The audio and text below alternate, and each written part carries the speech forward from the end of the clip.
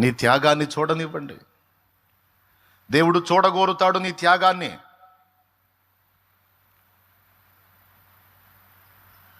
అబ్రహాము దగ్గర చూశాడు, అవి యోసేపు దగ్గర చూశాడు, భక్తుల దగ్గర చూశాడు, ఆ త్యాగాన్ని చూశాడు. అందుకే వారికి తోడై ఉన్నాడు. లేక లేక పుట్టినవాడు హాగరుకి ఇష్మాయేలు. ఆ ఇష్మాయేలును తీసుకెళ్ళి ఎడారిలో వదిలిపెట్టమన్నాడు. దేవుడు చెప్పాడని వదిలిపెట్టాడు. నీ తండ్రి ఇల్లు విడిచి స్వజనులను విడిచి నేను నీకు చూపించే దేశానికి బయలుదేరమన్నాడు. చాలా ఇబ్బంది అది.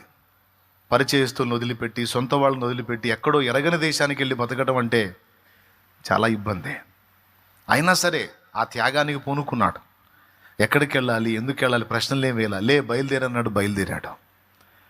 తర్వాత ఇష్మాయేల్ ఎడారిలో వదిలిపెట్టేశాడు. ఇస్సాకును తెచ్చి మొరియా దేశమందున పర్వతం మీద దహన బలిగా అర్పించన్నాడు. ఇష్టపడ్డాడు. అబ్రహాముకి ఎన్ని చెప్పాడు, అన్ని త్యాగాలు చేయడానికి అబ్రహాం పూనుకున్నాడు. ఫలితంగా ఏం జరిగిందో మీకు తెలుసు. తన త్యాగం ఎంతో చూపించిన అబ్రహాముని దేవుడు అన్ని విషయములలో ఆశీర్వదించెను అని రాసుంది. దేవునికి మహిమ కలుగును గాక.